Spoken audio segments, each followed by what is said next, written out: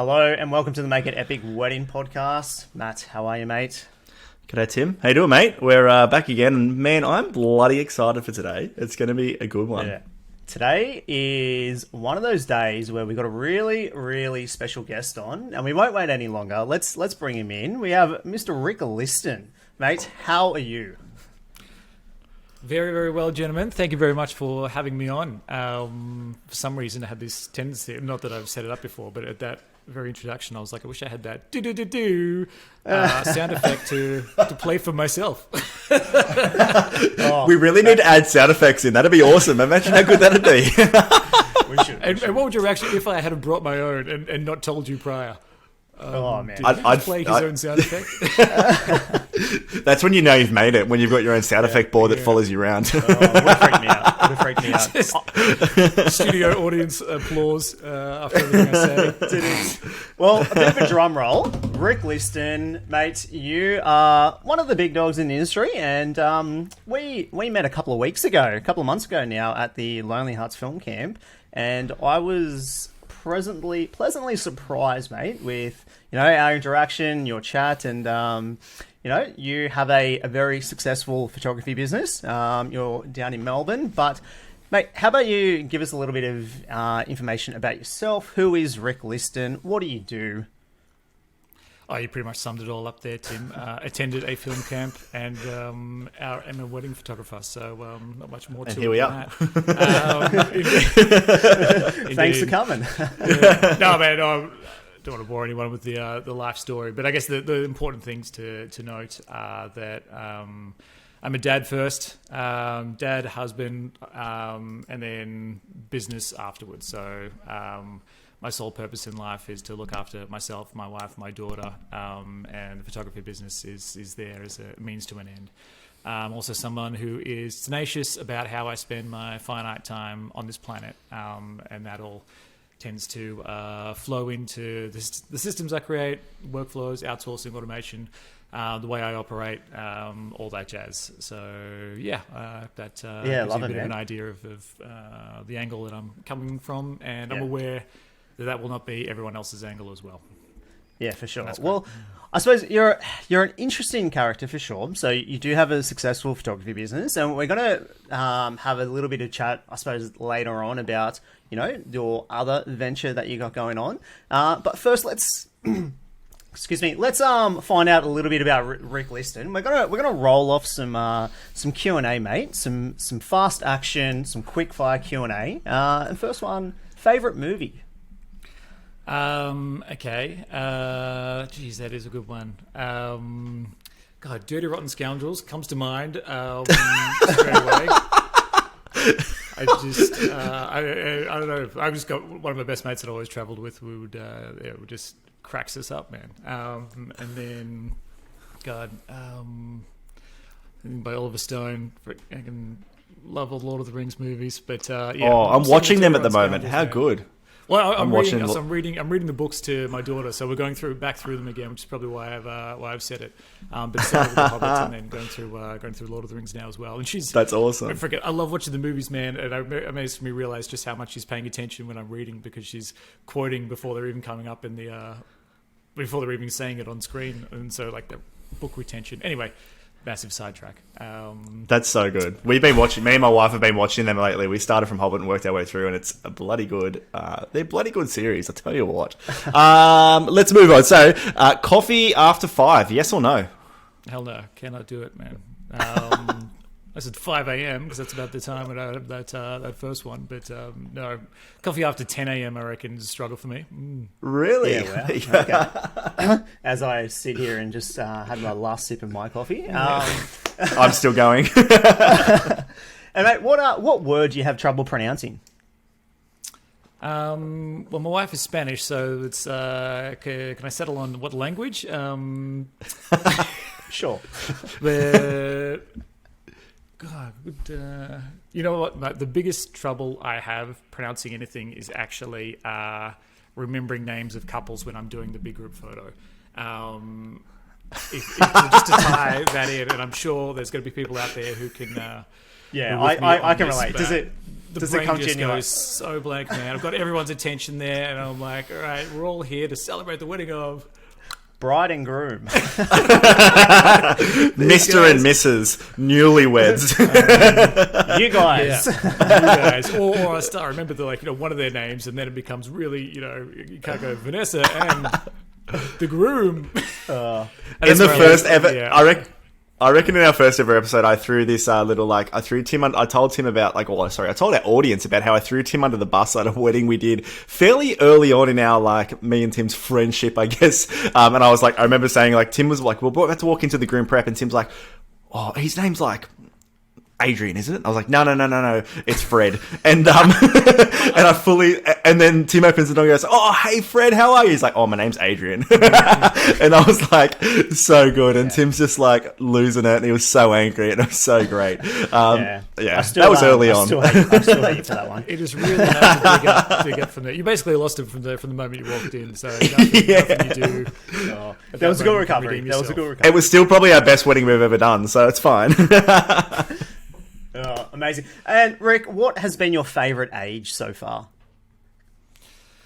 My favourite age to live. You know what? They've all got a pretty special place in my life. I am so happy with the way I spent my youth, the way I spent my 20s, and now my 30s. Completely different approach to my 20s, where I was kind of living to see as many people, meet as many people, experience as much as I could without any responsibilities of life. And I feel I had a good crack at that. And then basically once I was 30, that's when we had our daughter, which now, very different to my 20s, but so much more rewarding in many ways, very challenging in a lot of different ways. In answer to your question, let me say, perhaps when I was 30, because that's where the two worlds collided. I got to meet my daughter for the first time, and I was also coming off the back of an absolute banging job in Shanghai, where they got me.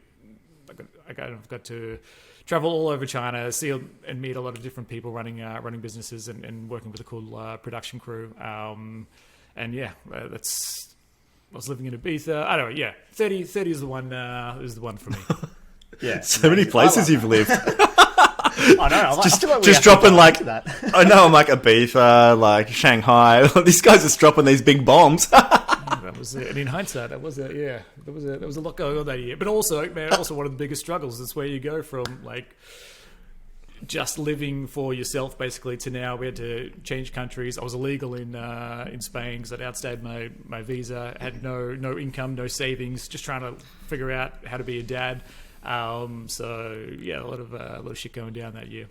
Yeah, I love that. And yeah, I think I probably would answer it in a very similar way. So I had my first daughter at 30 as well, and that was just a life changer. Different perspectives. You look at the world a bit differently. You look at life a bit differently, and it has a flow-on effect to, I suppose, every aspect within your life. But mate, I can't wait to get into all of this. But Let's kind of turn back the clock. So why did you first become a photographer? Desperation. I wasn't good at anything else. So I just can't, I don't know, I got one of those personality types, which I suspect is possibly common in our industry, where it's really difficult working for somebody else. And so I had very little kind of work experience, because basically any money I earned, I would spend it on traveling. But photography was something that I could always find a way to make income from, no matter where I landed. There's always people that needed photos, and so that's why I've kind of shot everything, all different kinds of stuff, because you arrive in a different country, a different city, and they've got different requirements to what they need. So Ibiza, I might be taking underwater, photos, beach portraits or whatever. Shanghai, maybe it was more corporate-y stuff, real estate, events. And then now that I'm in the Yarra Valley, turned my hand to weddings. So it was very adaptable. So I knew I could fly into a place and start earning money basically that week with photography. And it also leveraged, I think, my ability to be able to walk into a room of people and make them feel comfortable, which weddings certainly, I think you need, because you can be an amazing artistic photographer, but if people are feeling uncomfortable around you, then it's really hard to get those natural shots. Yeah, for sure. There's definitely, especially within the creative realm, there is, I suppose, a couple of different sides of, the personality spectrum that we tend to fall into. And it's good to have a mix of, the technical side of what we do and how we use our gear and equipment, but also have a social aspect as well and understand the room, understand the people that you're talking to, and just understand exactly what you're there for and how to adapt to certain situations. But mate, you have built a very successful photography business, and it's something that we are all in awe of. It's something that we love, and you're a systems man, you're a processes man. And has that always been the case? Were you always into like building business systems? Were you always into taking control of your time and how you utilize that? Or was there something that happened within your life that got you to that point and you're like, you know what? Times have changed. I have to adapt. You know what? I think, and I probably haven't thought about this until now, but the way you phrased that question, it made me realize what that connection is. And I think it is actually my dad just drilling into me from a kid, risk and return. And so, I did accounting at university, never wanted to be an accountant, but the accounting principles make a lot of sense to me, and risk and return is something that I do tend to factor into a lot of the decisions that I make, and so that kind of does lend itself to systems and processes, because when I look at the risk of spending time doing a task that is procedural that I could either automate or get somebody else to do versus the return I get from that, which is potentially nothing, then I'm like, why would I continue to do this when I can do something else? So I guess risk and return, opportunity cost, those two values right there, accounting principles, but I've always had those. So whether I'm booking airline tickets or whatever, and I see that this route goes a crazy different way, and it takes a lot longer, but I will always go, all right, what's the hours, what's the difference in time here, and what's the difference in price, and I can put that down to an hourly wage. So if I'm sitting on that bus or plane for whatever for another 4 hours, and it's $1,000 difference, I'm like, well, that's $250 an hour getting paid just to sit there. So all right, I'll take that different way, and feel like I'm earning that money cash in hand, tax free, and that's something I don't know. So it's always calculated stuff that way, looked at stuff that way, and I think that's probably what's spilling over to my wedding photography business. Just knowing, all right, what's this task worth to me? Could I get it done a different way? How much would I pay for that? And what would I be doing with my time if I wasn't doing that? Yeah, 100%. And I suppose it comes down to time as well. So I tend to look at time as a incredibly valuable asset, and most of us tend to waste it rather than use it to our advantage. And when I look at tasks, I look at how much is this worth to me in terms of my time? Could I best use this time somewhere else? Could I best use this time to do something, whether that's on my business or whether it's with my family, or something that's going to do anything that's going to move the needle forward in terms of my life or business. Now, we spend a lot of things in our business. We spend a lot of time doing the things that we have to do, the procedural tasks, and sometimes the things that we love, and sometimes the things that we love to hate. And I think you were in a bit of a position a couple of years ago, and you walked out and into this venture. Do you want to give us a little bit of insight into this venture that you started a few years ago? What's it called, and how was it born? So it's called Wedding Workflows. Represent. And basically during lockdown, when obviously wasn't shooting any weddings, and I did not want to be in a position where my income, our future, was tied to my physical ability to shoot weddings, and also had my virtual assistant full-time. Obviously they weren't doing post-wedding processes or posting to socials or anything like that. So just having her there, knowing, all right, we need to work on something here, and I would like an exit strategy from shooting, or at least an alternative revenue stream.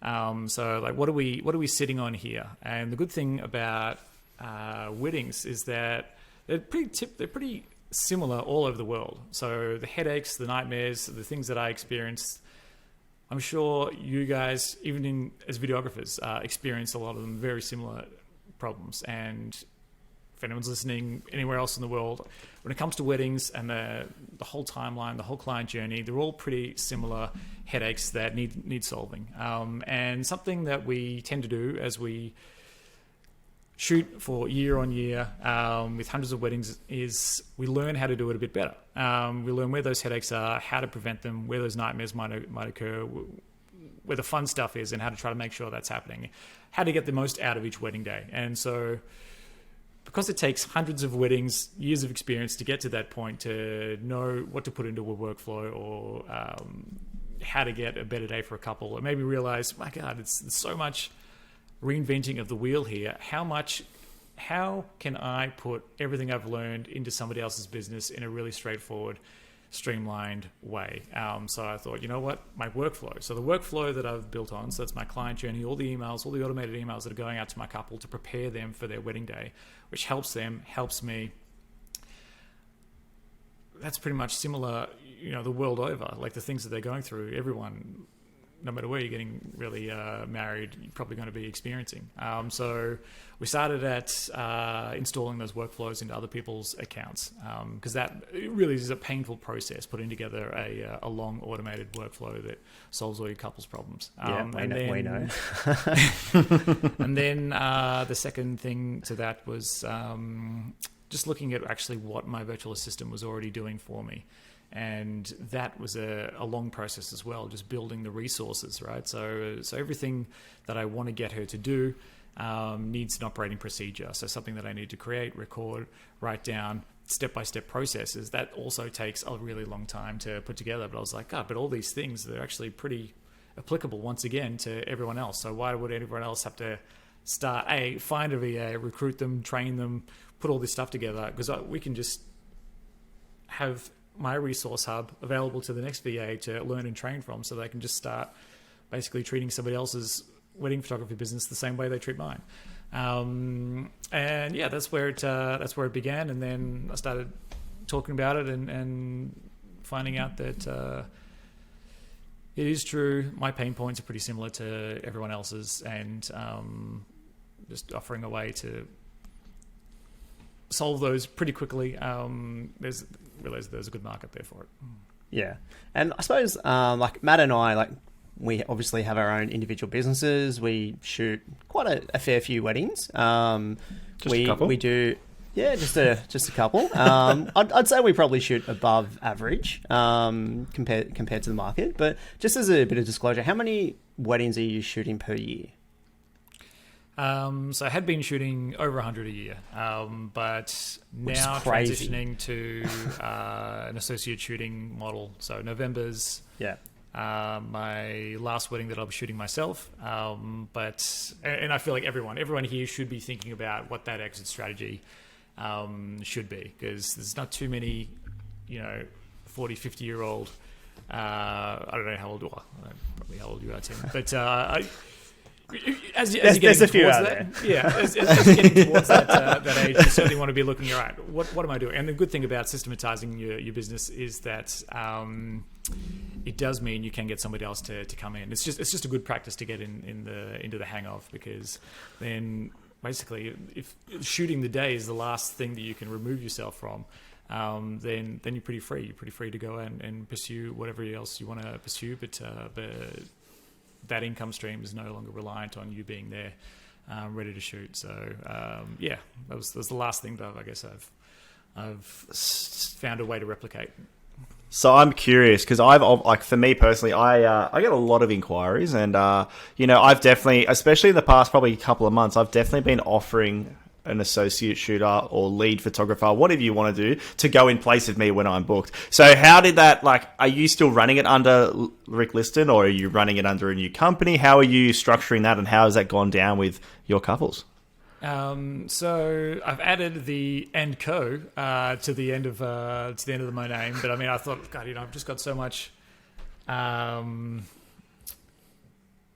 mileage basically with the Rick Liston name in my region. I'm someone that is passionate about staying local, and so all the good SEO, a lot of Google reviews, references. Same position as you there, Matt. I've got no problem getting leads in. So I thought I'll just change it on my website to Rick Liston and Co. and then have the team clearly just talking now about it and us. And then from the moment they inquire, they're getting an email back letting them know, whilst I'm not available, here's my associate photographer and here's why booking that associate shooter is awesome. Not only are you going to save money, but you're going to get basically the next best thing to me. So if you love my work and you love everything that you've heard about me, this is the next best thing. Plus, with the savings you're making on getting an associate shooter, that goes a long way to getting something you might be on the fence about, such as videography, photo booth, whatever it is. And so, rephrasing it in that way that they're getting the experience that everyone's raved about. They're getting the training that has come from me. So if it's the shots that they love, my experience there, the next best person really is the person that I've trained. And then obviously a discount on the price. And you know what? They can always say no. But the good thing is when they say yes, it's not a scenario where you've booked them as you and then later you're switching them to another shooter. When they book and sign on, they understand it's somebody else. And so you've educated them a little bit. I typically find there's a lot less red flags with a person who's happy to come on board with an associate shooter. And then the good thing is, even if you're just anyone listening, if you're just thinking about doing it, man, just put an email response together and just send it out there. Next time you're booked and you're unavailable, just see what they say. Just say, hey, I've got an associate shooter. Because I'm sure you'll have people that have come along with you before or trained with you before. But even if you don't, and you don't have to take this booking on, but just say, and as soon as you get a positive yes from somebody saying, oh, that sounds great, I'd love to go ahead, then it's a really good indication this is something you might want to consider.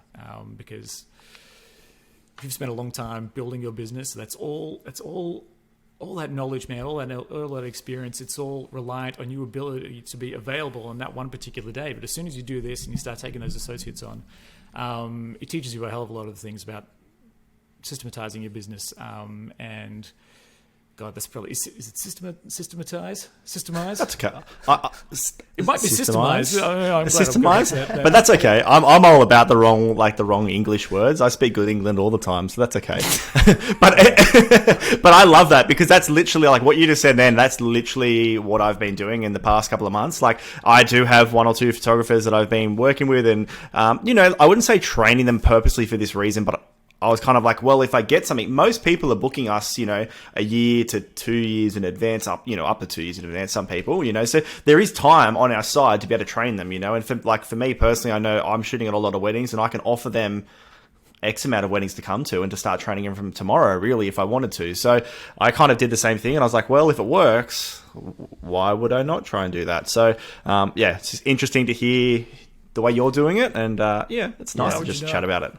I love the recommendation, Matt. Sorry, Tim. Just before, on the training each videographer, if you put a little course together, this is what I started doing, just because I thought, all right, if it works for one associate, it's going to work for more. I don't want to be getting leads for days that I can't handle because I don't have enough associates. But if you put it into basically a course where you've got your structure of what I expect from the day, your general stuff, whether it applies to all venues basically, and then I have a venue breakdown. So this is how I shoot this venue. This is what to do if it's raining. This is what to do if it's super sunny. This is what to do if there's a massive bridal party. So basically, they're not in that position where they're stuck and they're like, okay, it's raining. Where do I do the family photos now? Not that you guys have to do that, but so I have a general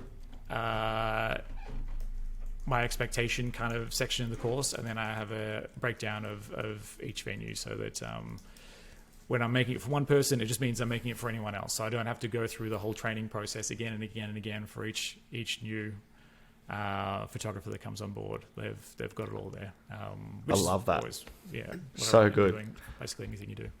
I'm opening up notes on I'm opening up a notepad on my page on my computer. I'm just going to start typing some of these out. Bit of hints and tips. Love it. I feel like as a photographer, so Matt and Rick, you're in that realm, and potentially it might be a little bit easier. Excuse maybe the ignorance coming from a videographer here, but I get a lot of inquiries and I tend to turn a lot down.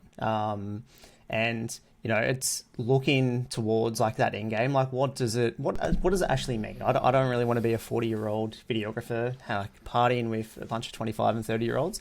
I don't want to be that guy. But in terms of like a videographer, and typically I would get like a second shooter to come on and shoot with me during times where it's needed.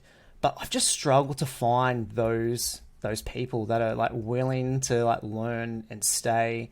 Do you have any advice in terms of that aspect? Mate, I would say videography is where it's at. I would argue it's much easier. I think there is no shortage of incredibly professional quality videographers out there because you guys reach burnout a lot faster than we do as photographers with your edits, right? So no shortage of videographers who I would say have hit their quota of weddings that they want to take on. Basically weddings that they want to edit, like they don't want to take any more of those on. So then they're looking at, all right, how am I getting more money in? All right, I've got to shoot for somebody else, where I can just go in, shoot for a day, and walk out cash in hand, good to go without any of the backlog of edits. So yeah, I mean, because photography is kind of easier to take on more weddings, there's probably less likelihood of finding good quality associate shooters who are happy to do that. But videographers, I'd say if you'd like somebody else's style, like just throw it out there. Hey, man, would you be interested in associate shooting? Yeah, for sure. Because I think makes a lot of sense with the editing backlogs. Yeah, so I'll put a call out if there's any videographers there that are looking to associate shoot for me. Give me a buzz. I'll be more than happy to have a chat. But mate, it's really interesting in this fact, and I probably just want to say, like, full disclosure, I am a client of Wedding Workflows, have been for 6, 7, 8 months now, and I looked at a VA after a couple of failed attempts, like looking for one on my own, because I did hit that limit. I hit that limit of, I've got all this editing to do. The admin tasks don't stop. Every aspect of the business with like sales and marketing and making sure I build my brand and present it the way that I want it to present it. And I just found systemizing things to be like incredibly helpful, and it gave me time back within my week. And I can say after 6 months of being a client and working with Trisha, my VA, shout out, she'll probably listen to this one too. She's been an absolute lifesaver, and I can't even begin to explain the amount of time I have back in my week to do the things that are actually moving the needle forward. It's given me time to spend a day a week, like with my family, hanging out with my girls, just doing things that a dad should do, and not typically just stressing about, okay, like what should I do in the business today, or like my backlog's 20 weddings deep. And it's provided structure, and it's provided freedom. And this is something that Matt and I have a chat about quite a fair bit, because I feel Matt definitely does need a VA. He could definitely use one. He could definitely use some systemizing and some structure with his business. And I think from someone that has, I'm nowhere near where I want to be, but I have built that structure and freedom within my business to make some decisions that I want to make for the benefit of the business. But Matt, I can see where the benefits are, mate, and it's pretty interesting. There's two contrasting like views on this.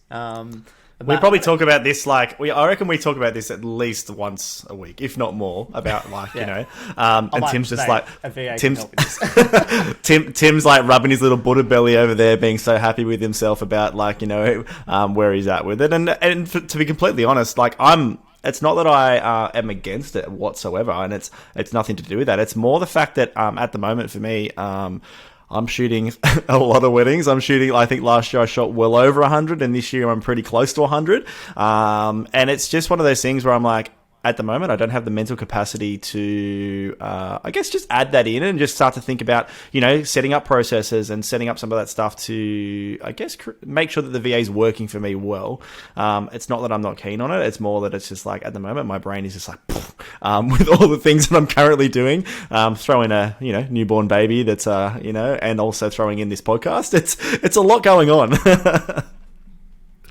I think you've hit the nail on the head there, Matt, on I guess the biggest barrier to starting is that it does take time to invest to start it up. So I think it's a misconception to think that if you would get a virtual assistant on board, that immediately your life's a lot easier, because it does take a lot of effort to get what's into your head into somebody else's. And we try to help you with that, with obviously recognizing what some of those easier, most procedural processes are, as opposed to say, all right, I want someone to be able to answer all my emails. I mean, somebody hasn't been in your shoes operating in your business for the years that you have and has the knowledge that you have, but probably when it comes to you finished a wedding and you need to make a slideshow or a blog, and you need to make a highlight story, you need to make a carousel, you want to make a reel. I'm sure that's a pretty procedural process. So that's like somewhere that I would definitely start straight away, just so that when you've got it, it's going out to the couples, to the vendors, you're getting blogs made, all the stuff. Like, none of that really does require your time, but as you said, hard to find the time to actually put into training someone. So that's why I think we offer, and obviously not coming on here to sell, but we recognize that, so we try to make that as painless as possible by having, hey, this is how we do it. So you can basically fit straight into my system, but the way I do it, if that's something that you're happy with. But you'll obviously have your own ways of doing things, and it will require you reviewing a process of somebody else doing it for you, and then you give them that feedback. Whether it's a video, an email, a note, or whatever, let them know, hey, I see what you did here. I know I mentioned that, but in this scenario, we might actually do it this way. And then let them go a few times until you're like, okay, we've finally nailed this. So look, man, winter's a good time to get into it, because I'm sure you've got a bit of a natural lull there of work, but once you've got a VA doing these procedural things that they are capable of doing, and that you do not want to spend your freaking one precious life on this planet wasting doing that, then it really is, as Tim said, a beautiful feeling. And there's nothing like, I don't know if you, Tim, ever have to go back, like if Trish is sick or something, if you ever have to do one of those tasks yourself, you're just like, oh my god, this is so incredibly painful. It makes you very aware of just how appreciative you are of having somebody on board helping you through those things. I don't think I've put a blog on my website. I had a look the other day because I was like, I feel like at the moment I'm like, yeah, the edits are fine. They're always out on time. That's not a problem. And all the other kind of bits and pieces, but probably the website stuff and the like blogging stuff is lacking. I had a look. I've blogged 4 weddings out of my 138 weddings I shot last year. And I haven't blogged 1 wedding this year at all. And I think I've already shot like 35. So it's one of those things where it's like, that's probably, I've been talking about that for a little while, and when we get to it, that's probably the first thing, as you said, that's probably the best way to start. Sounds good. Even if it's just like, okay, how do you blog a wedding? So, and then you get them to go through and do that backlog of all those blogs. But when you get a VA starting to work and starting to basically get you the maximum amount of exposure that you can get on a wedding, so it's going all the places it possibly can, into all the hands, in front of all the eyeballs it possibly can, that's when you just really starts snowballing, and then Matt Ashton becomes incredibly difficult to beat.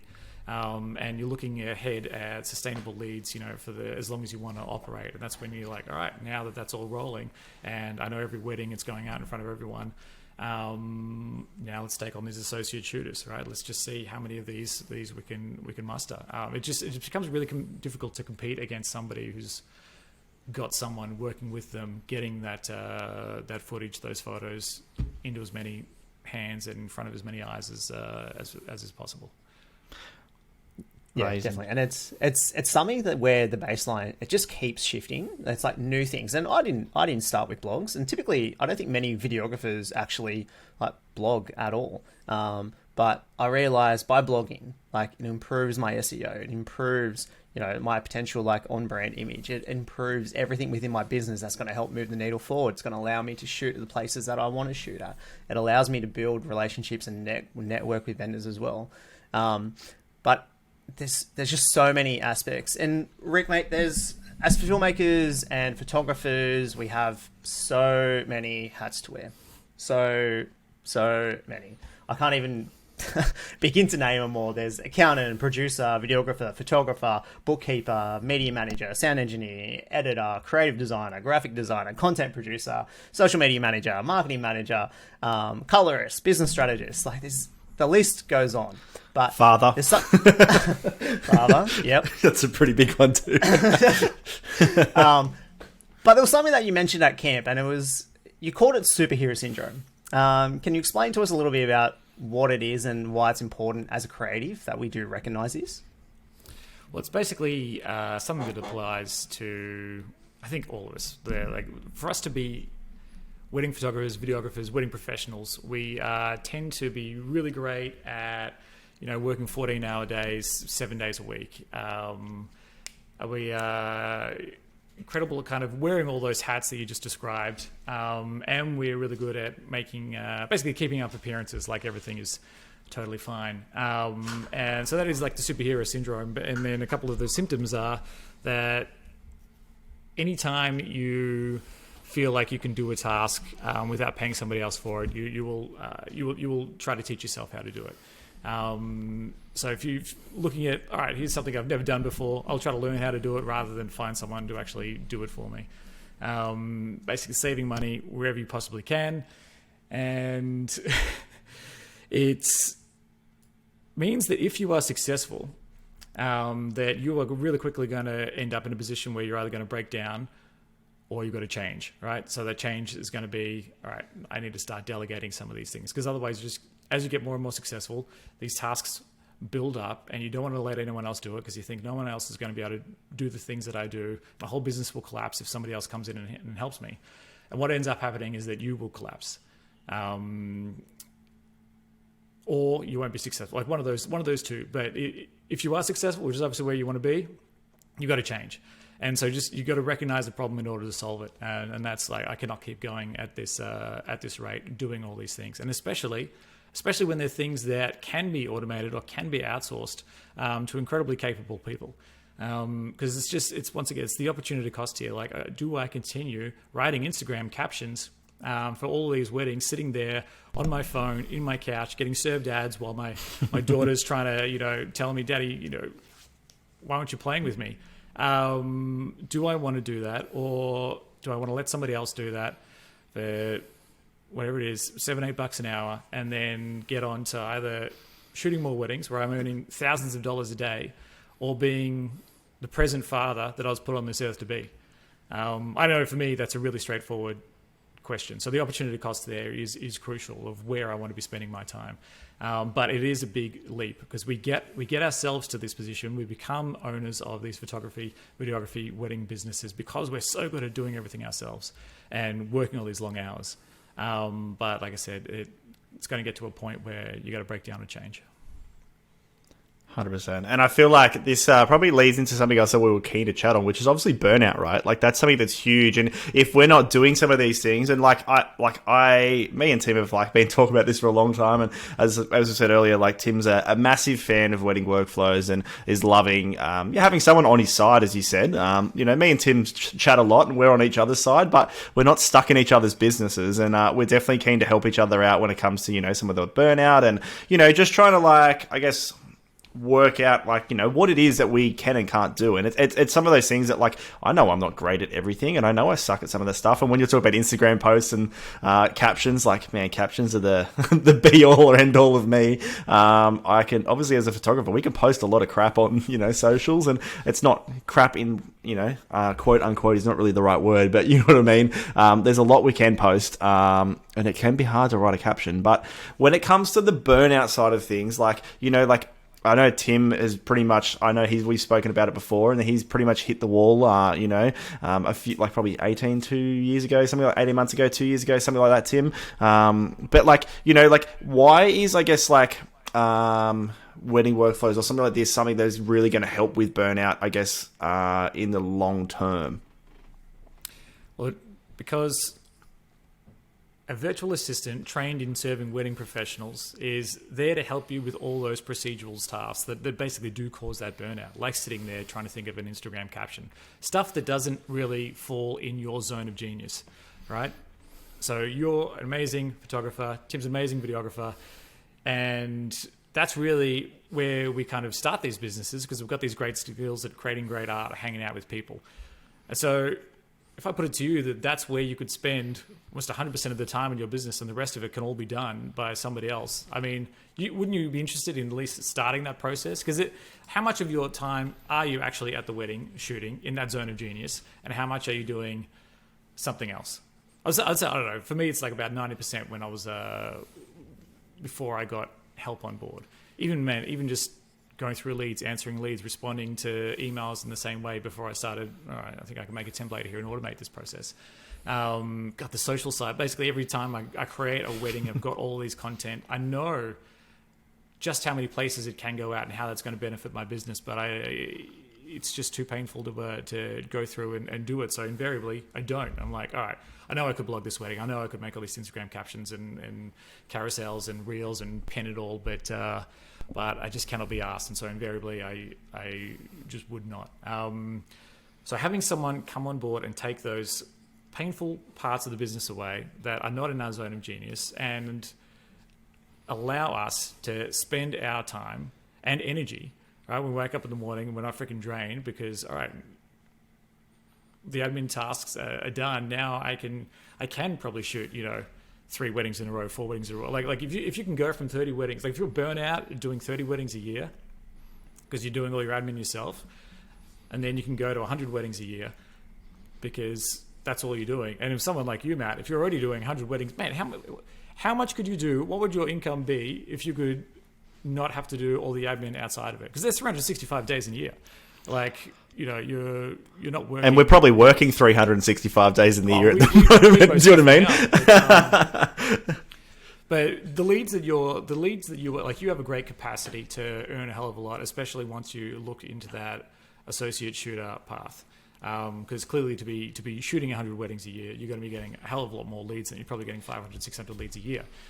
So if you could be monetizing that as well, and then reduce yourself, like that final step of just taking yourself out, so you're not actually shooting those 100 weddings yourself. You're still looking at potentially hundreds of weddings. Plus, you've got someone who's actually doing those blogs, so it's actually getting those weddings and the photos that you're shooting in front of as many eyes as possible. Like, so you've got everything going for you. You've already done the hard yards, man. Now's the time to get somebody else in to come and learn your process, do it for you, and you can basically sit back and pull the strings.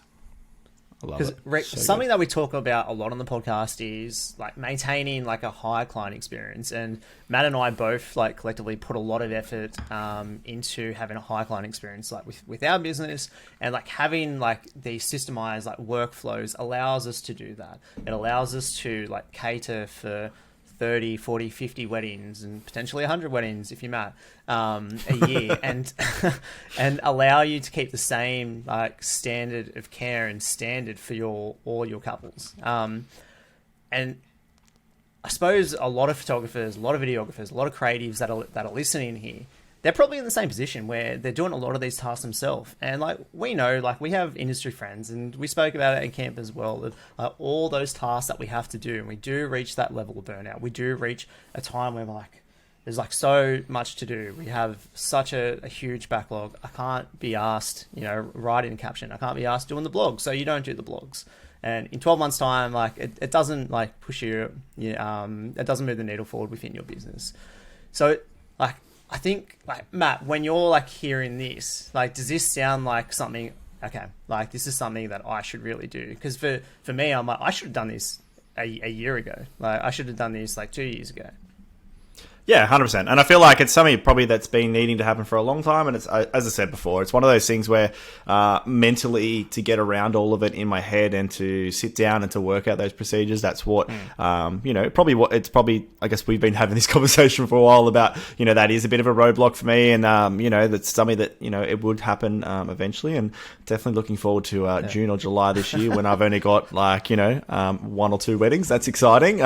Pretty keen for that, to try and sit down and actually work it all out. And I guess the thing I was thinking, and for me, like, without sounding like a cocky bastard, like the monetary side of things isn't as big of an issue because I'm shooting 100 weddings, right? But for someone listening out there who's shooting, say, 20, 30 weddings, Rick, like, what's your advice on that when it comes to obviously still having a VA? Because, like, they're earning still good money, you know, but they're not as probably in the realm that we've been chatting a lot about people earning, or like working and doing 100 plus weddings, or for, you know, videographers doing 40, 50. There's definitely people out doing a lot less. Where does that sit for them? Well, why do they not want to do more? Why would they not want to do 100 weddings? I'm guessing it's because they're already flat out, right? So it's those procedural tasks that could be done by... So basically they're saying, I would prefer to be doing this task that I could have somebody else do for $7 an hour instead of going out and earning hundreds of dollars an hour shooting a wedding. So either they're choosing to not take on more, or they're having a hard time getting the leads to take on more. And both of those, I really feel, can be solved with a VA. Because if you're already flat out and you're not doing everything you possibly could, because there are so many things you could be doing to get leads. And I'm guessing they're not doing all of them, because they're probably too busy spending hours on their phone, doing stuff that really somebody else could be doing. So this is, like Tim said, like there's just a priority, I think, in how you spend the hours in your day. All right, and if you're not in control of your time, then you're not in control of your results. And so if you continue to repeat processes that somebody else could be doing that aren't pushing the needle in your business, then you're not going to get ahead. But if you allocate what those incredibly important, pivotal things are that you could be doing, like getting more leads or shooting more weddings, and then the rest of it you leave to somebody else or you automate, then that's how you're going to be growing and getting ahead. So because that's the position I was in. I was at 30 weddings a year, and I was totally flat out. Freaking every night of the week, I was driving to 45 minutes to have a meeting with someone, and coming home, and then realizing my daughter's already in bed, and then that was literally every night of the week. And yeah, just like, this is. I remember getting into this thinking, oh my God, this is going to be so great because I've got flexible hours, so I should somehow be this better dad, and it just completely flipped, working all the time and turning into the last thing in this world that I wanted to be was the shit dad. Yeah, and time and energy are finite resources, and it's really important to understand that. But I think it's when times are hard and when things get difficult, do we then need to utilize that as a catalyst for change? And I know it was definitely the case for you, Rick. It was definitely the case for me. Like I first thought automation was just an easy way out of getting out of doing things, but it's not the case at all.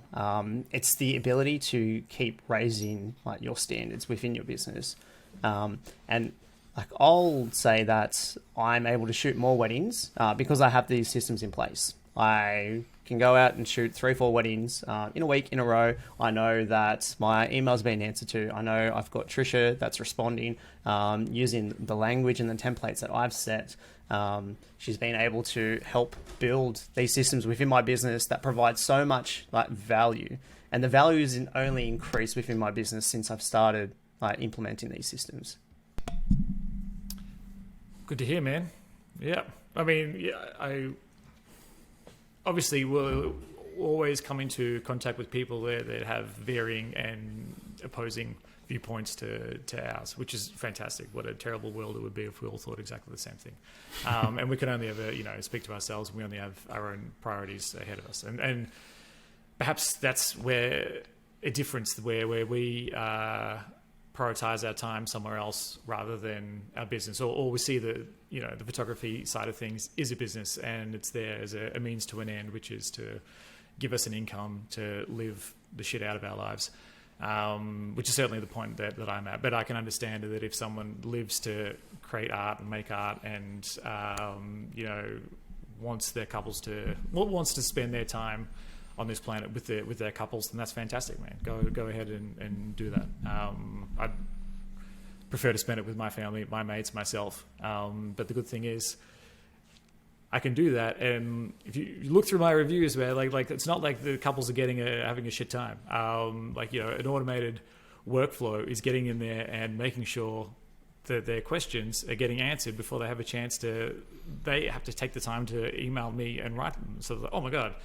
Yes, I hadn't even thought about that, but that's fantastic. I did need to know that, and it saves me actually having to write Rick about it. My God, he's thought of everything. So I'm so prepared now before this wedding, stuff that's not even photography or videography related. Before I even show up on the day, they're so grateful to all the emails that they've received and preparations that they've received. That they love me before I've taken a photo, which it really, really shows, because it just when you walk in the door, already a big fan, it really helps create a great rapport with your peeps. And so, like, as a thing to do for anyone listening, if you receive an email, or the next email you receive from a couple, just ask yourself, is this something that other couples might be wondering, right? Is this either a problem or perhaps even a good thing that could come up, information that other couples should be receiving and would make their day better for it. Whilst I'm writing this answer, I might just make an email template out of it. And when would this information be good? Obviously, this person has written to me now. It's 3 months before their wedding, so I might send out this email automatically 4 months before their wedding to all the rest of the couples. And then A, next time I do not have to spend my time replying to this, and B, it's a problem solved for the couple as well. That's a win. Like, where's the downside there? Yeah, 100%. And I think for those listening, especially the photographers and videographers out there, just as a little sneaky behind the scenes in the above below visuals business, I actually collated all of the common questions that I got answered all the time. And created a really aesthetically pleasing, nice welcome pack for all my couples. So, and it was actually designed by my VA as well, with my help. So, when couples book, they get this welcome pack, and it literally it's a 30-page document that caters for there's just so much. And I'm like, if I had this years ago, imagine how fast my business would have grown, because I'm just providing so much value.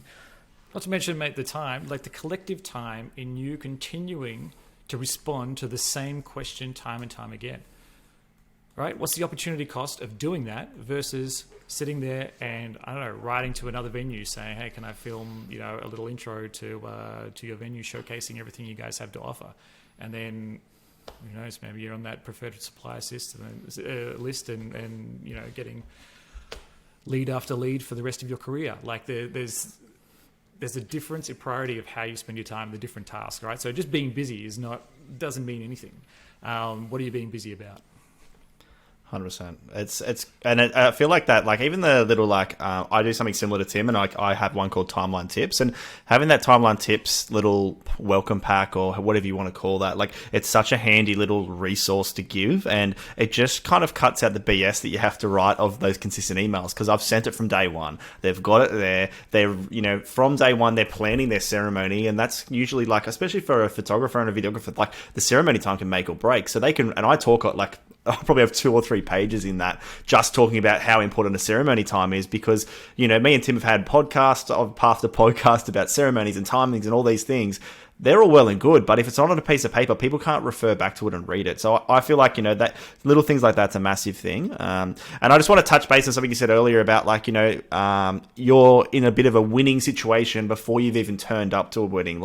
That is so important. It's so important though, right? These are the things for us, we can turn up and we can, whether you're a videographer, photographer, whether you're a makeup artist or a hairdresser, whoever you are, if you're turning up to a wedding with a really great rapport already, or if you're turning up and you're already in the good books, that's a massive win for you from day one. It's all about the client experience. Really, we should be smashing whatever we're doing, whatever our craft is. We should be already nailing, I guess, the basics, which for us, a photo and video, that's the shooting aspect.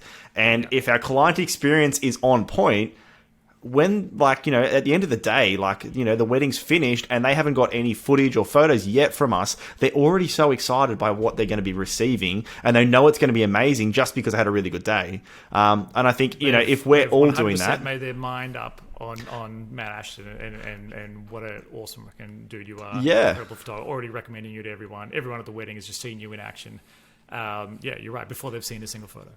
Such a simple thing to do, especially if we're just thinking about those like little things in the background, either prior or to on the day itself, and it just makes that experience so much better. And I know, like for my little sister, she got married on the weekend. Tim was a videographer. Like she came away from it going, it was an awesome day, and I had so much fun. And she hadn't even seen photos or videos yet, and she knew that they were going to be great. And that's because she A, trusted the people that were there, and B, she just had a good time on the day when she was probably a little bit nervous and wasn't quite sure what to expect. So, those little things can go a long way. And, as you said, like the automation aspect of it, or having some plans in place from day one, really elevates the game for our clients, no matter whether you're, as I said, a photographer, videographer, or whether you're anyone in the wedding industry, really. And we're in a great position because people do expect a pretty shit time, right? So, like...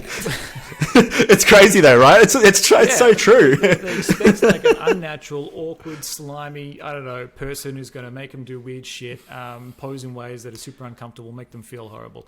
I think that's what people generally expect. And so you can really knock them out of the park by not doing those things. And so I do a couple of things as well, just from the time that I walk in during those preparations, just to set that mood, build that rapport straight away.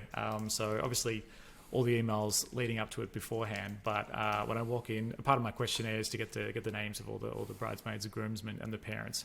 And I'm terrible at remembering stuff, but literally before I knock on the door, I'm going through it, and then I knock on the door, see the parents there, call them by their names, and then go through the bridal party, and then it just helps me call them by their names as well. So you're like one of the guys. It's a really big difference saying, Chris, Ben, you guys jump over here, then old mate. And then I bring music as well. Freaking love this. And in a speed date questionnaire, I ask them about their music preferences. Basically, what's their desert island playlist, right? What music are they bringing to their desert island? What's on it? So then I can walk in there, I can be playing their tunes. And the difference between a freaking silent room and the music that really resonates with them, that's totally their jam. Sometimes I forget my speaker, and I really notice the difference on those days. It becomes incredibly painful to create that kind of that mood again. And then I've put a second speaker. I've put a second speaker in my bag for that reason, because I'm like, if I forget my speaker that I love to like clip on my belt, like that's gonna suck. But at least I've got this crappy second one that will still do the job, right? Yeah. So I cut you off. Scissors. Keep going. No, man, that's a great idea, because like a lot of these things is recognizing what you're bad at, all right? And that's why I systematize stuff as well, because I know I would not be remembering to email every single couple all these different things, great bits of information right at the time that it's relevant. There's no way I'm someone that can remember to do that, so I rely on... I'd go as far and say that it's not possible as a creative. I know as a videographer, I can't have 15, 20, 30 weddings like in my backlog and still think of all the emails that I need to write and think of all the captions I need to write and create content to stay relevant. It's just not going to happen. I wouldn't be able to do this podcast if I didn't have certain aspects in place. Like I've still got an editing backlog, but I'm comfortable because I know I'm going to get it done. I've got the time to get it done. Like it's burnout or change, mate. That's the two options. Yeah. Hey, let's what's one thing that our listeners can take home? Because there's going to be a lot of photographers and videographers that are listening to this, like with their ears perked up, thinking, "Ooh, I'm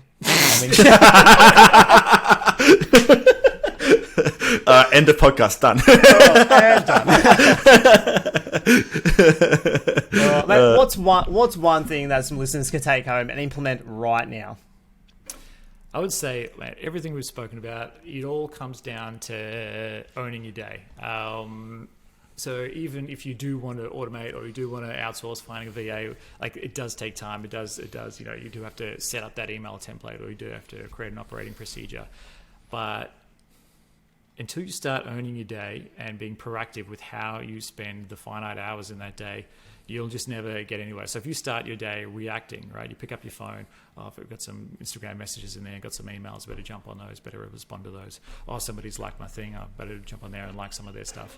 You're never going to get shit done, right? So it's the difference between proactively waking up, not checking any of those things that you know are going to distract you, all right? Like, all right, how am I going to already make the most out of it? For me, I need to start it. I need to either go for a bike ride, do some yoga, meditation, cold shower.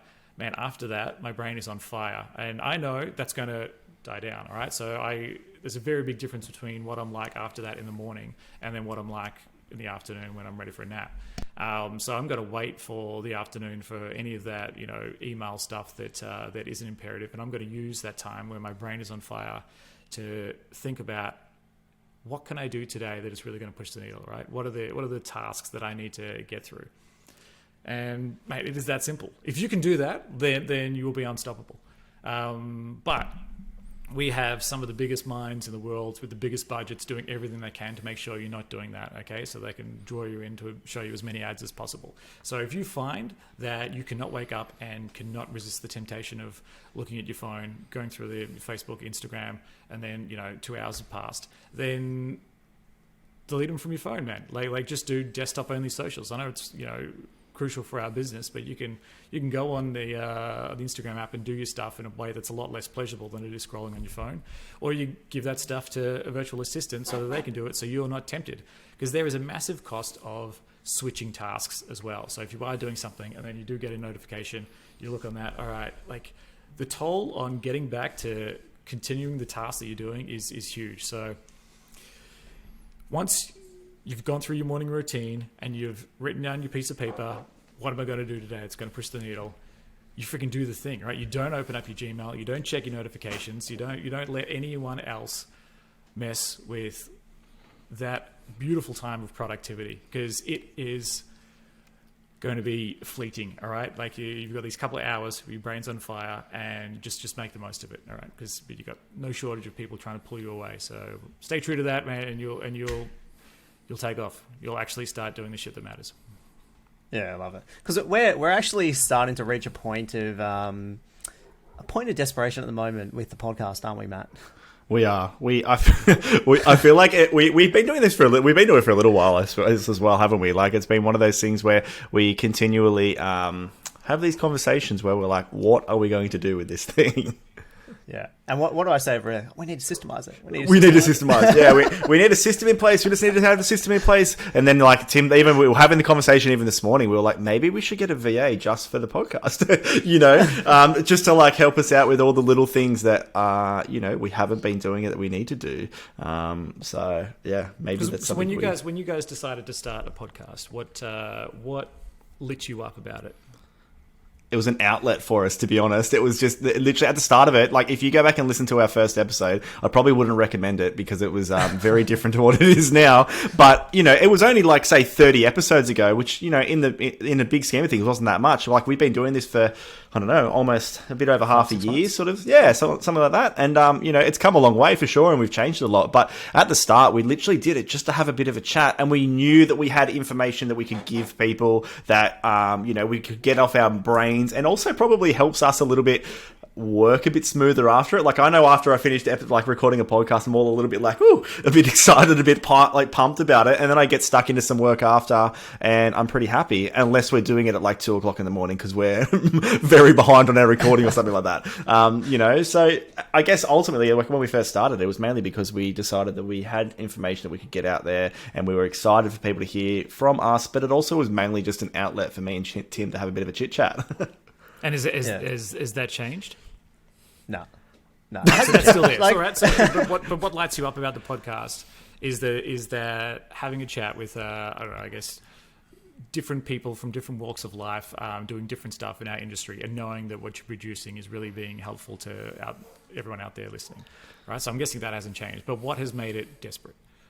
Is it all the rest of the shit behind? Like obviously once you've recorded, publishing, trying to get the little real versions, match the audio, I don't know, freaking get it out onto all the different platforms.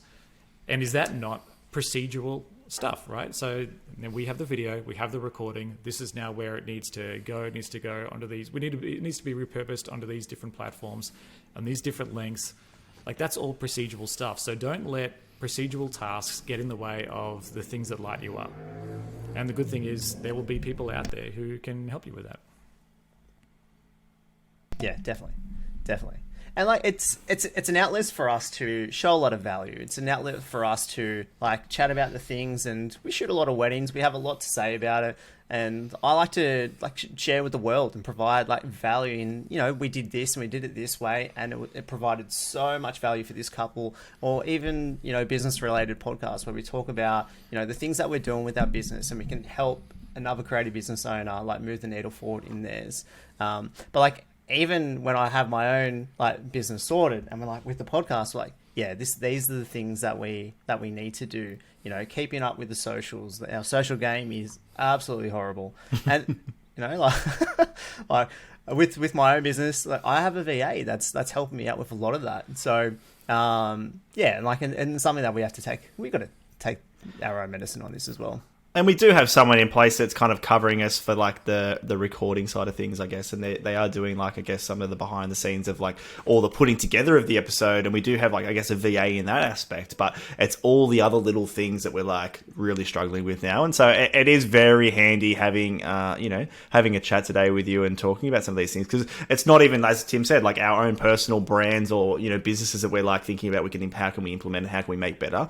You know, it's this as well. And, you know, the podcast definitely has been showing some pretty good fruits of the labor, and I suppose, like, you know, it's even cutting out some of, like, for us, the podcast is a little bit of like a VA in itself, because people listen to us, they get to know us a little bit more, we build that rapport, we don't have to have these conversations, or we don't have to send these emails to people, because they come on, they listen to the podcast, they see that me and Tim are keen to have a bit of fun, and we're happy to have a chat. And like at the moment, we're like, I feel like some of the weddings we've been booking, you know, like especially when it's been a collective, like maybe 1 in 5, 1 in 6 weddings, something like that we've been booking lately, have been people who have listened to the podcast and gone, hey, these guys sound fun, let's have a chat with them, you know. So that's pretty bloody cool, I think. That is rad. And so there's so many benefits to you guys doing this that you would hate to miss out on if you had to stop doing it because of procedural stuff. Not to mention all the people out there who could learn all the infinite things that you guys have to offer. Mic dropped. So good. I love it. And mate, I have a question which I just thought of then, and it's talking about, like, you know, maybe we're jumping back a little bit here, but I feel like it's something that I'm really interested in. And I know the not even just the wedding world, but the whole world in general is interested in at the moment. And that's a little bit like, talk about AI and, you know, this like artificial, what is it? What's AI stand for? Intelligence? Yeah, I want to say artificial. I was like, that sounds wrong. Anyway, that AI thing. I sound like a 50-year-old man right now. Anyway, but you look at. Thanks. I don't have a receding hairline and a bald spot like you, but that's okay. But with AI, like, is there like, and in the, I guess in maybe even in the wedding workflows or in the VA world, like, is AI going to come in to like have a place in the world, I guess, with what you're currently doing? Is that like anywhere on the Rick Liston wedding workflows radar? Like, where's that? That's massive. For us, I know. Honestly, I think it's all very good news. If you're a wedding videographer or photographer out there, it's all very good news, because AI is actually allowing us to make all that procedural stuff even easier without yet encroaching on the core offer that we are providing, right? So, fortunately, we're in a field where we're dealing with emotions, we're dealing with empathy, and we're dealing with a lot of unpredictability. All those things are things that AI is particularly bad at. So I think we've got a pretty protected, job as far as most jobs are concerned. I'm obviously not saying it. Anything can happen in the very short term, but our core offer is protected from AI, which is great. Okay, and then the procedural stuff behind the scenes should be getting easier and easier thanks to AI. So in terms of blog writing, caption writing, editing, those are things that can actually assist your virtual assistant. So you might have found a need to have a domestic assistant because you want someone who can write creatively, professionally, whatever it is, in English. And so you might have had to be looking at an Australian copywriter. They might be, $50, $100 an hour. But now you've obviously got these tools where your virtual assistant can use ChatGPT and create this amazing content for you for free. So to me, it's empowering offshore virtual assistants to do a lot of the tasks that we would typically have to pay developers for. I don't know if you got domestic assistants for. And I say developer because I actually just started playing around with getting ChatGPT to develop some things on my site. So I got it to make an automated timeline generator so that a couple can go in and put their address of where they're getting prepared, where the partner's getting prepared, their venue, ceremony start time, and then it'll create the timeline for them. And freaking ChatGPT put that together, man. And so I don't know if you've ever had to pay a developer, obviously for it's just meaning that the things that we're not good at, I think a lot of those things are getting solved. So we can continue charging what we're charging because it's not replacing what we're doing, but it's making our process of delivering that easier and empowering offshore virtual assistants to deliver a lot of that as well. So so far it's all been good news for us. And wow, collectively as an industry.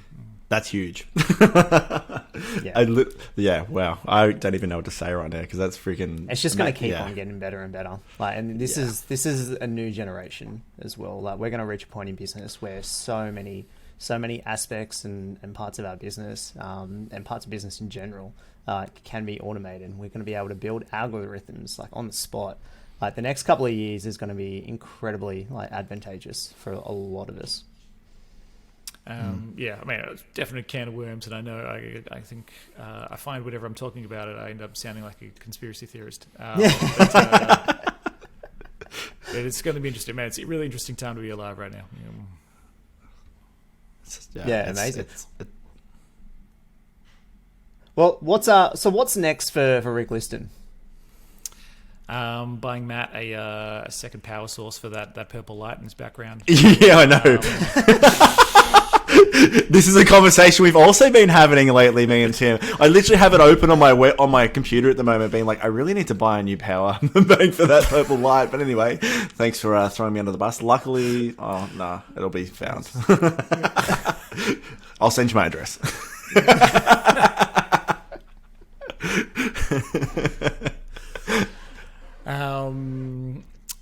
The question was, what's next? Oh, mate, there's the good thing about, training yourself to be tenacious with how you spend your time and finding opportunities is that it does become very good fun if you do see an opportunity somewhere where you're like, oh, I think, what would a solution look like for that? I think that's actually, a headache the entire industry feels. What would that solution look like? And then I can kind of pretty quickly devote time to finding out, is that something that I could build, I could provide, what would that look like? And so I have basically a long list of these projects that I'm one by one getting through. And every time you complete one, every time you show yourself you can execute something, it's just massively powerful in learning what you're capable of, man. Because I'd say there is always going to be a pretty big disparity between the life we currently live and the life we're capable of living. And the more you start to know and find out what you are capable of doing, it's just it's really, really empowering. Amazing, mate. That was absolutely amazing. Well, it has been an absolute pleasure having you on, mate. Did you have any questions for us at all? What's your favorite film? Oof. I'm gonna go Lion King. Classic. I don't know if I have a favorite film or actually Backdraft. Do you remember Backdraft from I do. Yeah. OG. One of the Baldwins in that, right? OG firefighting movie. Yeah. Was it Kurt Russell? I feel like I don't know the people's names. I just like it. I was probably like 6 when I first started watching it.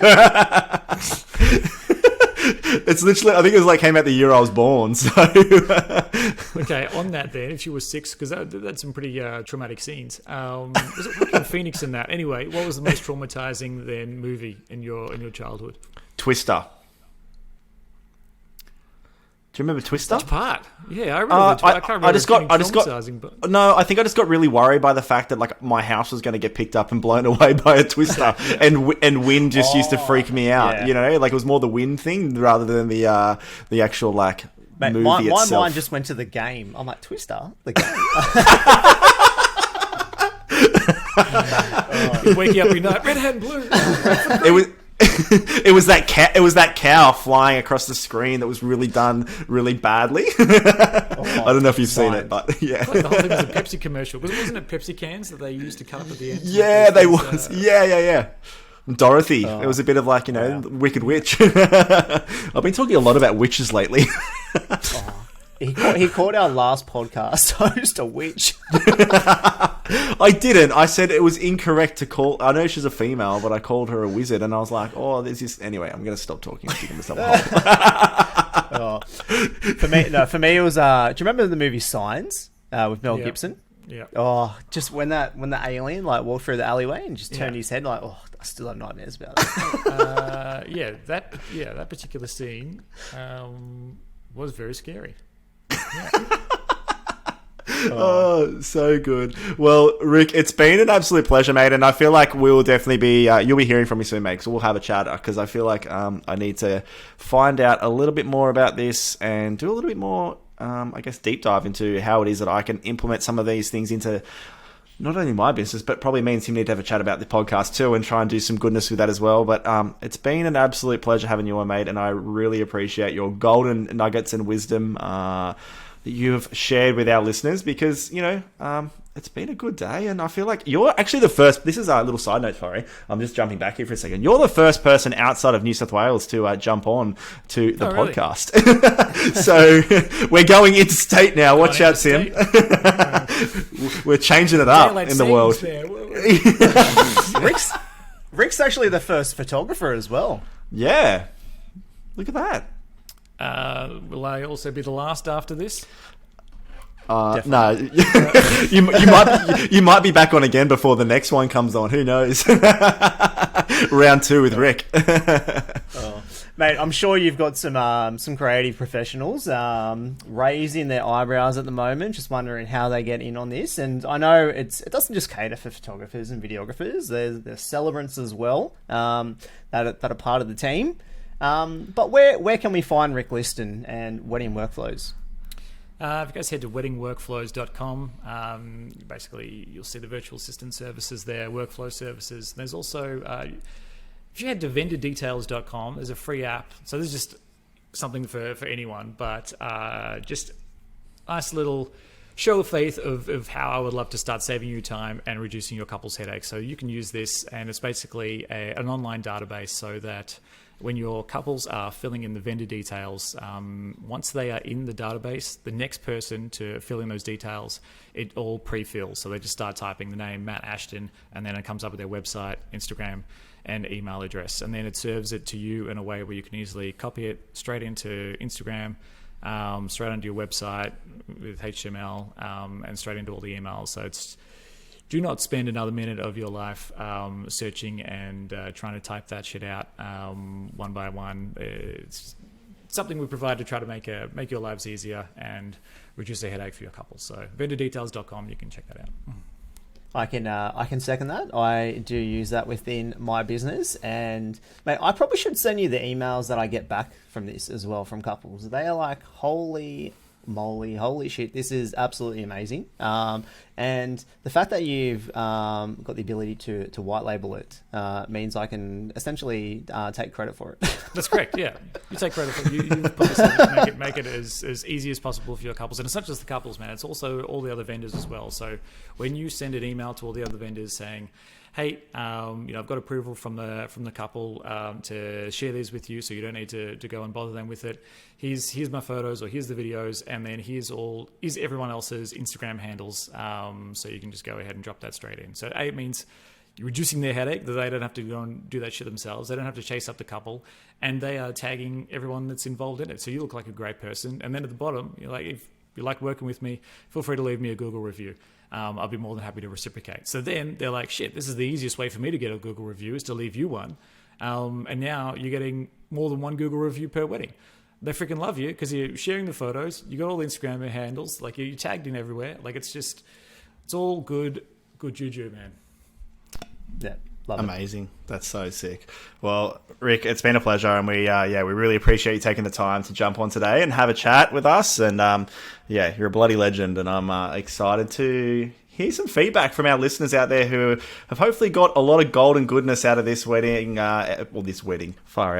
podcast today, because it's definitely been invaluable, and I can't even speak anymore because I'm just Matt's hit his 1 hour limit. Mind blown. Just a bit of I'm just like, what the heck is going on? My brain is hurting. I literally have a little notepad opened up on my computer. I've been taking notes while I'm doing this, just because I'm like, gotta remember this, even though I can go back and listen to my own podcast.